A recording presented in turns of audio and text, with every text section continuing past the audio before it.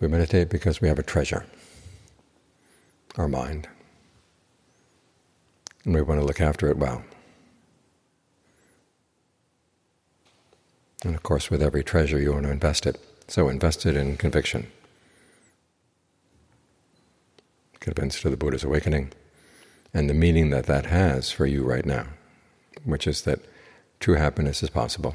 It is possible to put an end to suffering, and you can do it through your own efforts by developing qualities you have in the mind already. To some extent, just learning how to develop them even further. Because that's what the word for meditation in Pali means, is to develop bhavana. Sometimes we hear that the practice is all about letting go, letting go. And to develop good things, there are a lot of things you do have to let go. But there are other things you have to work on. And if you have that fund of conviction, that gives you the strength you need to put out the effort, to exert yourself before the results come. Because the results are going to come only as a result of the effort. And you can't wait and say, okay, I'll wait to see the results and then I'll decide whether I want to do this or not. The results don't come that way. But you think about what you would be like if you gave your well-being over to somebody you don't know. And you realize you're a lot safer if you're in charge of your well-being. So it's a good reason to follow the Buddha's example, to have conviction in what he had to say. And then based on that, other forms of investment come in as well. You want to invest your time, you want to invest your energy in areas that show promise. Being virtuous, putting forth an effort, developing your own discernment, your mindfulness, your alertness. Invest your time and energy in these things. And you find that this treasure of the mind begins to show its real worth.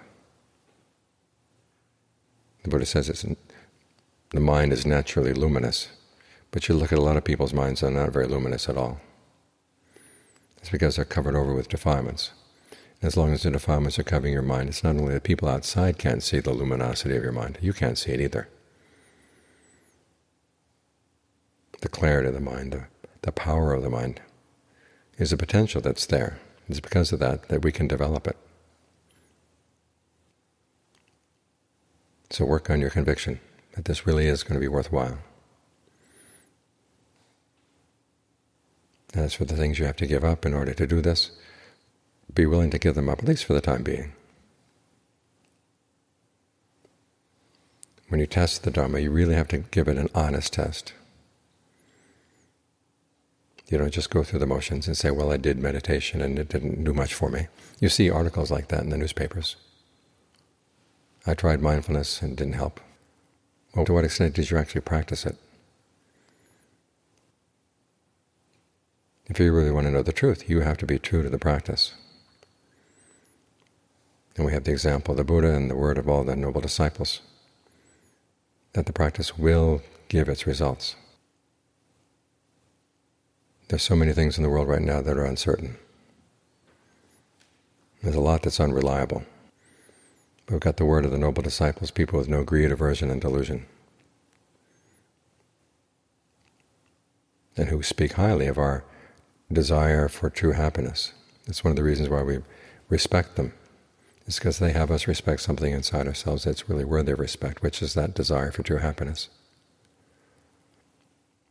They say that it's a realistic desire and that we should give it a lot of our attention and not content ourselves with lesser things. The world outside wants us to content ourselves with lesser things, but that's because they want money out of us, or our votes, or support, or whatever. But the Buddha doesn't want anything out of you aside from the fact that you practice. That right there should signal that this is something special.